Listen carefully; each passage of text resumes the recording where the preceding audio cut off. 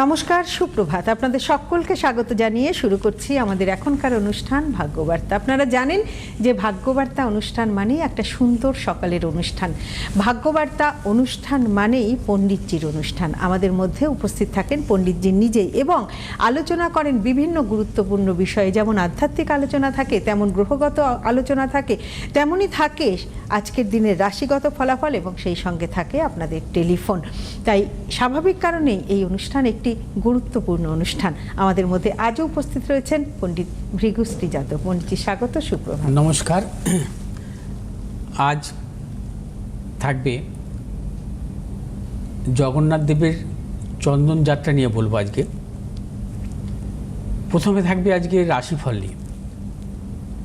আজ হচ্ছে শুক্লপক্ষের পঞ্চমী তিথি, সকাল 8টা 27 মিনিটের পর শুরু হবে। আজ হচ্ছে শোভন যোগ, বিকেল 4টে 46 মিনিট পর্যন্ত, তারপর শুরু হবে অতিগণ্ড যোগ। আজকের গ্রহগত সন্নিবেশ, রবি আজকে অবস্থান করছে মেষ রাশির অশ্বিনী নক্ষত্রে, চন্দ্র আজকে অবস্থান করবে বৃষ রাশির মৃগশিরা নক্ষত্রে, আজ আবার মিথুন রাশির মৃগশিরা নক্ষত্রে প্রবেশ করবে।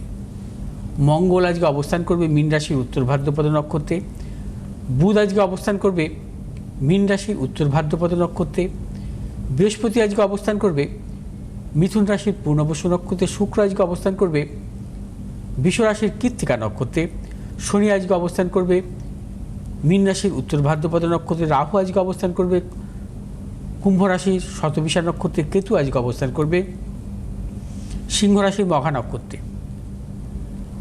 আজ 4টে 46 মিনিট পর্যন্ত থাকবে শোভন যোগ। শোভন কথার অর্থ হচ্ছে সুন্দর, উজ্জ্বল, অর্থাৎ শোভন যোগ হচ্ছে অত্যন্ত শুভ যোগ।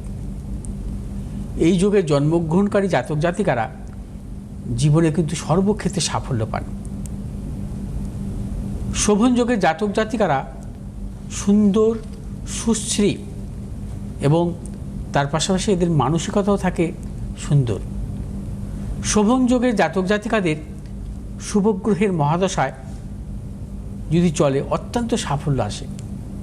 বিশেষ করে সেই শুভগ্রহ যদি কেন্দ্রপতি কারক গ্রহ হয় বা কোণপতি কারক গ্রহ হয়, সেই গ্রহ যদি তার মূলত সহায়ক গ্রহ হয়, কিন্তু সেই জাতক জাতিকারা কিন্তু অত্যন্ত সাফল্য আসে তাদের এই মহাদশায়।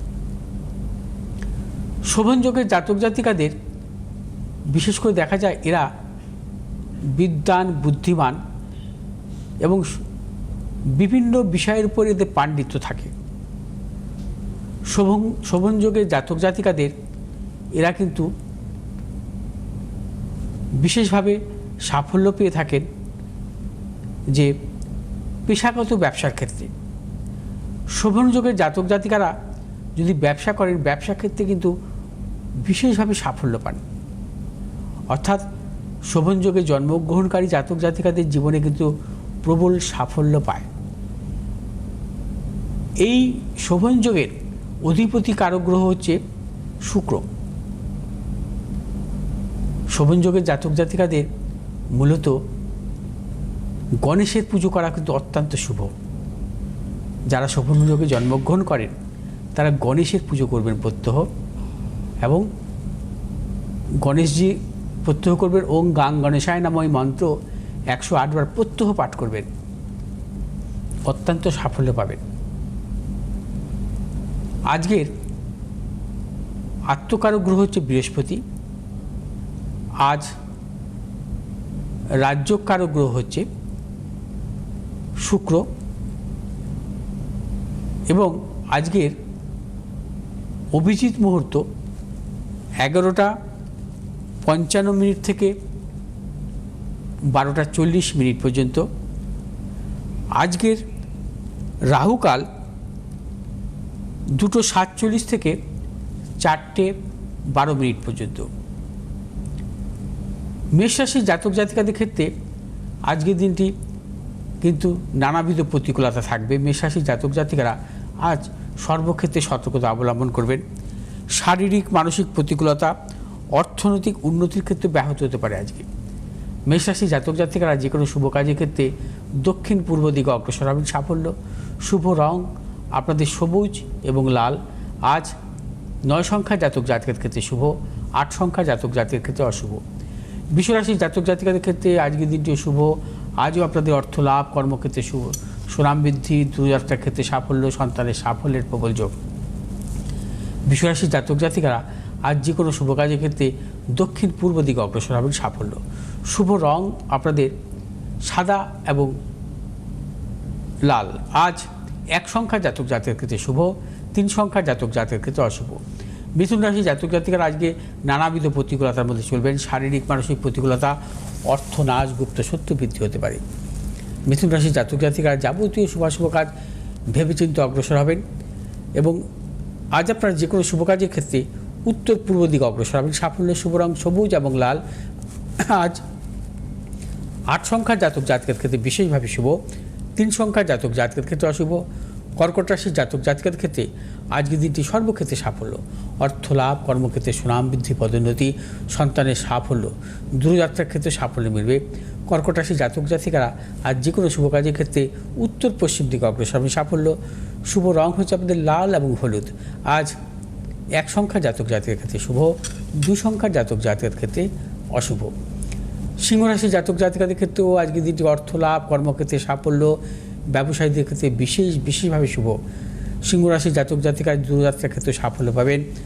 আজ আপনারা যে কোনো শুভ কাজের ক্ষেত্রে পশ্চিম দিক, দক্ষিণ দিক অগ্রসর হবেন সাফল্য।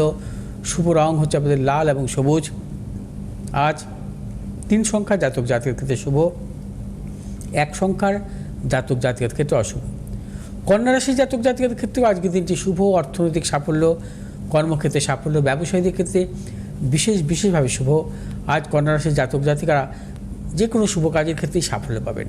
শুভ দিক হচ্ছে আপনাদের উত্তর পশ্চিম দিক। শুভ রং আপনাদের সবুজ এবং লাল। আজ 1 সংখ্যার জাতক জাতিকার ক্ষেত্রে বিশেষভাবে শুভ, 6 সংখ্যার জাতক জাতিকার ক্ষেত্রে অশুভ। তুলা রাশির জাতক জাতিকাদের ক্ষেত্রেও আজকের দিনটি সর্বক্ষেত্রে সাফল্যের যোগ, অর্থনৈতিক সাফল্য, কর্মক্ষেত্রে সাফল্য, ব্যবসায়ীদের ক্ষেত্রে বিশেষভাবে শুভ। তুলা রাশির জাতক জাতিকারা আজ যে কোনো শুভ কাজের ক্ষেত্রে দক্ষিণ পূর্ব দিকে অগ্রসর হবেন সাফল্য। শুভ রং হচ্ছে আপনাদের সাদা এবং লাল। আজ 7 সংখ্যার জাতক জাতকের ক্ষেত্রে বিশেষভাবে শুভ, 9 সংখ্যার জাতক জাতকের ক্ষেত্রে অশুভ। বৃশ্চিক রাশির জাতক জাতকের ক্ষেত্রে আজকের দিনটি নানাবিধ প্রতিকূলতা, সর্বক্ষেত্রে সতর্কতা অবলম্বন করবেন। শারীরিক মানসিক প্রতিকূলতা, অর্থনাশ, গুপ্ত শত্রু বৃদ্ধি, প্রিয়জনের সাথে মতানৈক্য। এবং বৃশ্চিক রাশির জাতক জাতিকা যারা ব্যবসা করছেন, ব্যবসা ক্ষেত্রেও কিন্তু সতর্কতা অবলম্বন করবেন, কোনো মতানৈক্যে জড়াবেন না। আজ আপনারা যে কোনো শুভ কাজের ক্ষেত্রে দক্ষিণ পূর্ব দিকে অগ্রসর হবেন। শুভ রং হচ্ছে আপনাদের লাল এবং সবুজ। আজ 6 সংখ্যার জাতক জাতকের ক্ষেত্রে বিশেষভাবে শুভ, 9 সংখ্যার জাতক জাতকের ক্ষেত্রে অশুভ। ধনুরাশির জাতক জাতিকাদের ক্ষেত্রেও আজকের দিনটি সর্বক্ষেত্রে সাফল্যের যোগ। ধনুরাশির জাতক জাতিকারা আজ অর্থনৈতিক সাফল্য পাবেন, কর্মক্ষেত্রে সাফল্য, ব্যবসায়ীদের ক্ষেত্রে বিশেষভাবে শুভ। ধনুরাশির জাতক জাতিকারা আজ যে কোনো শুভ কাজের ক্ষেত্রে দক্ষিণ পূর্ব দিকে অগ্রসর হবেন সাফল্য। শুভ রং হচ্ছে আপনাদের হলুদ এবং নীল। আজ 8 সংখ্যার জাতক জাতকের ক্ষেত্রে শুভ, 2 সংখ্যার জাতক জাতকের ক্ষেত্রে অশুভ। মকর রাশির জাতক জাতিকার ক্ষেত্রে আজকের দিনটি নানাবিধ প্রতিকূলতা। মকর রাশির জাতক জাতিকাদের কর্মক্ষেত্রে বিড়ম্বনা, অর্থনাশ, গুপ্ত শত্রু বৃদ্ধি। মকর রাশির ব্যবসায়ীদের ক্ষেত্রে সতর্কতা অবলম্বন করে আজকের দিনটি চলতে হবে। আজ মকর রাশির জাতক জাতিকারা যে কোনো শুভ কাজের ক্ষেত্রে পূর্ব উত্তর দিকে অগ্রসর হবেন। শুভ রং হচ্ছে আপনাদের নীল এবং লাল। 5 সংখ্যার জাতক জাতকের ক্ষেত্রে শুভ, 8 সংখ্যার জাতক জাতকের ক্ষেত্রে অশুভ। কুম্ভ রাশির জাতক জাতকের ক্ষেত্রে আজকের দিনটি সর্বক্ষেত্রে সাফল্য পাবেন। অর্থ লাভ, কর্মক্ষেত্রে সুনাম বৃদ্ধি, পদোন্নতি, সন্তানের সাফল্য, দূরযাত্রার ক্ষেত্রে সাফল্য। কুম্ভ রাশির ব্যবসায়ীদের ক্ষেত্রেও আজকের দিনটি বিশেষভাবে শুভ। আজ আপনারা যে কোনো শুভ কাজের ক্ষেত্রে দক্ষিণ পূর্ব দিকে অগ্রসর হবেন সাফল্য। শুভ রং হচ্ছে আপনাদের নীল এবং সবুজ। আজ 7 সংখ্যার জাতক জাতকের ক্ষেত্রে শুভ, 6 সংখ্যার জাতক জাতকের ক্ষেত্রে অশুভ। মীন রাশির জাতক জাতিকাদের ক্ষেত্রে আজকের দিনটি নানাবিধ প্রতিকূলতা। আজ আপনারা সর্বক্ষেত্রে সতর্কতা অবলম্বন করবেন। শারীরিক মানসিক প্রতিকূলতা, অর্থনাশ, গুপ্ত শত্রু বৃদ্ধি হতে পারে। মীন রাশির জাতক জাতিকারা আজ যাবতীয় শুভাশুভ কাজ বেলা 12টার পর অগ্রসর হবেন, কিছু সাফল্য মিলবে। মীন রাশির জাতক জাতিকাদের আজ কোনো মতানৈক্যে জড়াবেন না। আজ আপনারা যে কোনো শুভ কাজের ক্ষেত্রে পূর্ব দক্ষিণ দিকে অগ্রসর হবেন সাফল্য। শুভ রং হচ্ছে আপনাদের হলুদ এবং লাল। আজ 1 সংখ্যার জাতক জাতকের ক্ষেত্রে শুভ, 4 সংখ্যার জাতক জাতকের ক্ষেত্রে অশুভ। আজ মিথুন রাশিতে বৃহস্পতি এবং চন্দ্রের সহাবস্থান ঘটবে, অর্থাৎ বৃহস্পতি চন্দ্র যদি কখনো কোনো জাতক জাতিকার জন্মছকে সহাবস্থান করে, অত্যন্ত শুভ যোগ। একে আমরা জীবযোগ বলি। জীবযোগের জাতক জাতিকারা জীবনে কিন্তু সুখী হয়। জীবযোগের জাতক জাতিকাদের দেখা যায় জন্মগ্রহণের পর তার পিতার উন্নতি ঘটে, এবং জীবযোগের জন্মগ্রহণকারী জাতক জাতিকারা আজীবন সুখ ভোগ করে। অর্থনৈতিক এবং নানাবিধ সুখ এদের জীবনে আসে।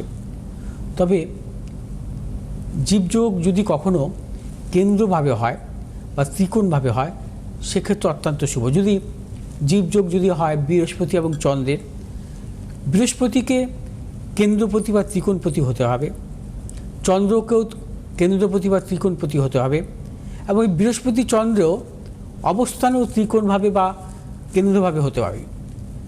যদি কখনো বৃহস্পতির দশা বা চন্দ্রের মহাদশা আসে, তাদের জীবনে কিন্তু রাজতুল্য সম্মান আসে, এবং তাদের জীবনে কিন্তু সম্মান, অর্থ, কর্মক্ষেত্রে সাফল্য, বিদেশ যাত্রা, উচ্চশিক্ষা এবং সর্বদিক থেকে সাফল্য আসে। জীবযোগ হচ্ছে অত্যন্ত শুভযোগ, যা বৃহস্পতি এবং চন্দ্রের সহাবস্থানের জন্যই হয়ে থাকে। আসবো আজকের পরবর্তী সেতে যে চন্দন যাত্রা নিয়ে কিছু বলবো। হ্যাঁ, একটু তার আগে আমি একটু চেম্বারগুলো বলে দিই। রবিবার পণ্ডিতজিকে পাচ্ছেন গড়িয়াহাটে, সোমবার দক্ষিণেশ্বর, মঙ্গলবার হাতিবাগান, বুধ শুক্র শনিতে কিন্তু পাচ্ছেন বারাসাতে। বারাসাতের সময়টা যাচ্ছে সকাল 11টা থেকে দুপুর 1টা এবং বিকেল 4টে থেকে সন্ধ্যা 7টা পর্যন্ত। আর এছাড়াও যারা মনে করছেন যে চেম্বারে আসা আপনাদের পক্ষে সম্ভব হচ্ছে না, আপনারা কিন্তু অনলাইনে পণ্ডিতজিকে দেখাতে পারেন, অনলাইনে যোগাযোগ করতে পারেন। তবে সেক্ষেত্রে একটি কথা বলবো যে অনলাইনে যোগাযোগ করতে হলে আপনাদের কিন্তু পেমেন্ট করেই যোগাযোগ করতে হবে। অনলাইনে যোগাযোগ করার নাম্বার যাচ্ছে 8583013265, 9836646559। আপনারা ভিডিও কলের মাধ্যমে কিন্তু পণ্ডিতজির কাছ থেকে ফুল প্রেডিকশন নিতে পারেন। সেক্ষেত্রে 24 ঘন্টার মধ্যেই আপনারা দেখানোর 24 ঘন্টার মধ্যেই পণ্ডিতজি কিন্তু প্রেডিকশন দিয়ে দেবেন। আর আরেকটি বিষয় যেটি বলার, যে অনলাইনে যোগাযোগের ক্ষেত্রে, অর্থাৎ অনলাইনে পণ্ডিতজিকে দেখানোর ক্ষেত্রে কিন্তু পণ্ডিতজি নিজের পারিশ্রমিক আপনাদের কথা ভেবে অনেকটাই কমিয়ে দিয়েছেন।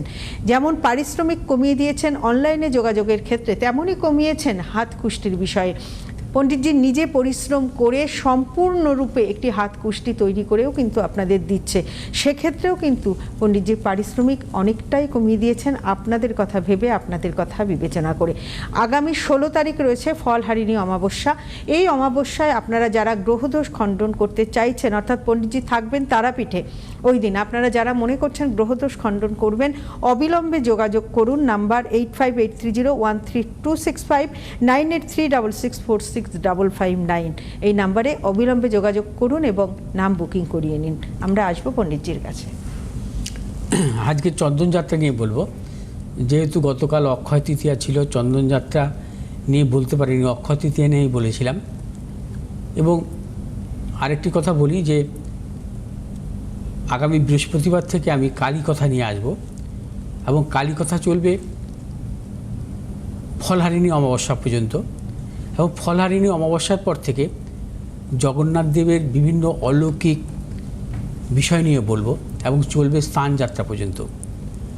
স্থানযাত্রা হচ্ছে 29শে জুন চলবে, কারণ এবার স্থানযাত্রা অনেক দেরিতে হলো, কারণ মাঝখানে তো জ্যৈষ্ঠ মাস, মল মাস পড়েছে, অনেক কিছু পিছিয়ে গেছে। দেবের এবার সমস্ত পুজোগুলোই কিন্তু পিছিয়ে যাচ্ছে। আচ্ছা, তার মানে দুর্গা পুজো পিছিয়ে যাবে। হ্যাঁ, কারণ যেহেতু পুরো জ্যৈষ্ঠ মাসটা, তো ফলহারিণী অমাবস্যা পরদিন থেকেই মল মাস শুরু।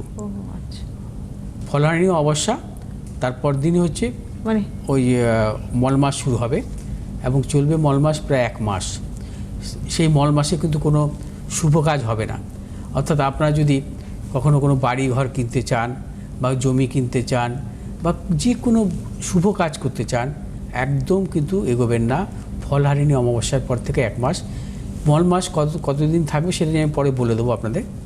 আচ্ছা, আজ একটি কথা বলবো আপনাদের, যে সামনে যেহেতু ফলহারিণী অমাবস্যা, সেই জন্য আপনাদের বলবো যে আমি বিভিন্ন জায়গায় চেম্বার করেছি, অর্থাৎ চেম্বার বলতে হচ্ছে আপনাদের বর্ধমান, মেছেদা, বোলপুর, শিলিগুড়ি, আসানসোল, দুর্গাপুর, বিভিন্ন জায়গায়, কৃষ্ণনগর, এই চেম্বারগুলো কিন্তু আমি অনেক দিন বাদে যাচ্ছি। কেন যাচ্ছি আপনারা অনেকেই জানেন, কিন্তু একটি কথা বলবো, আপনারা কিন্তু নাম বুকিং করে নেবেন। 10 জনের বেশি কিন্তু আমি দেখবো না, অর্থাৎ প্রেশারটা নেব না মেন্টালি। বারবার বলছি 10 জন, কিন্তু এখন থেকে বুকিং করে নেবেন। পরে যদি কখনো বুকিংয়ের জন্য আসেন কিন্তু পাবেন না, পারলে আজকে কালকের মধ্যে আপনারা বুকিং করে নিন।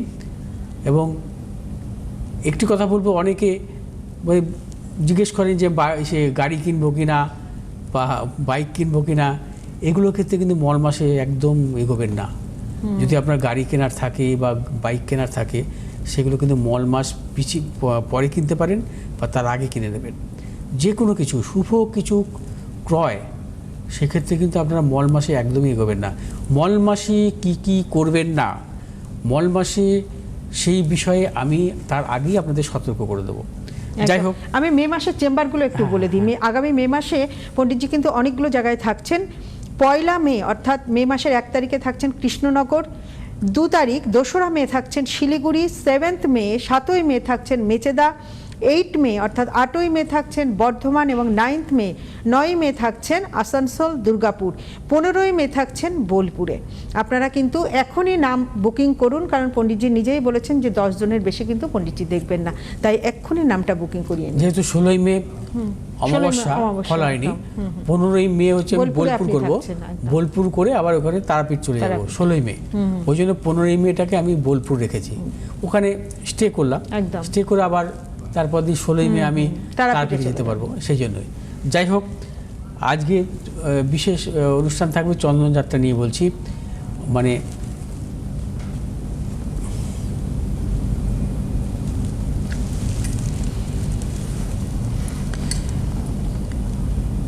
পুরীতে অক্ষয় তৃতীয়া অনুষ্ঠিত হয় জগন্নাথের চন্দনযাত্রা। চন্দনযাত্রার এই পবিত্র সময় আজকের পর্ব এই চন্দনযাত্রা নিয়ে। এই চন্দনযাত্রা নিয়ে নানা পৌরাণিক কাহিনী প্রচলিত আছে। কথিত আছে শ্রী জগন্নাথ দেব মহারাজ ইন্দ্রদুম্নকে স্বপ্ন দিয়ে দর্শন দিয়ে বৈশাখী শুক্লা অক্ষয় তৃতীয়াতে সুগন্ধি চন্দন দ্বারা শ্রী অঙ্গে লেপন করার নির্দেশ দিয়েছিলেন। সেই দিন থেকে শুরু হয় চন্দনযাত্রা উৎসব।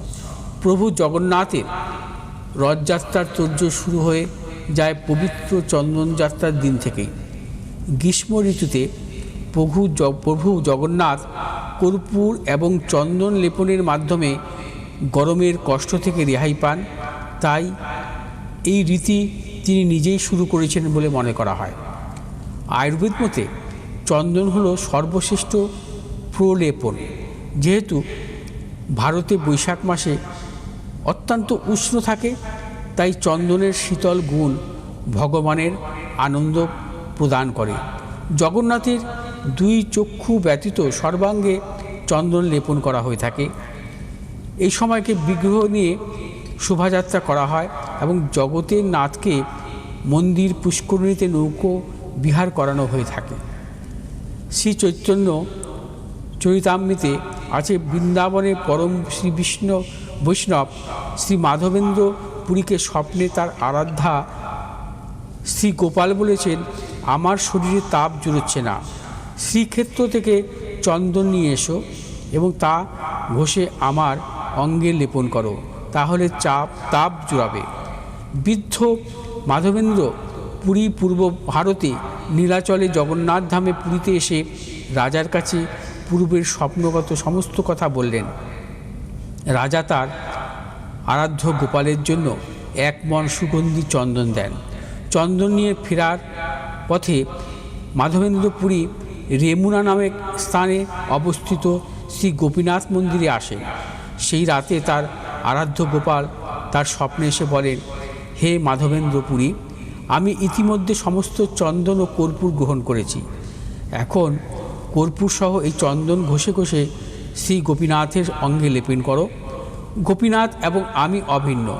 পরের দিন মাধবেন্দ্র পুরীর রাজাকে সব বলেন এবং ঠিক হয় দীর্ঘ 21 দিন ধরে প্রত্যহ একজন পূজারী প্রভু গোপীনাথের শ্রীঅঙ্গে লেপন করবেন এবং তাই হয়।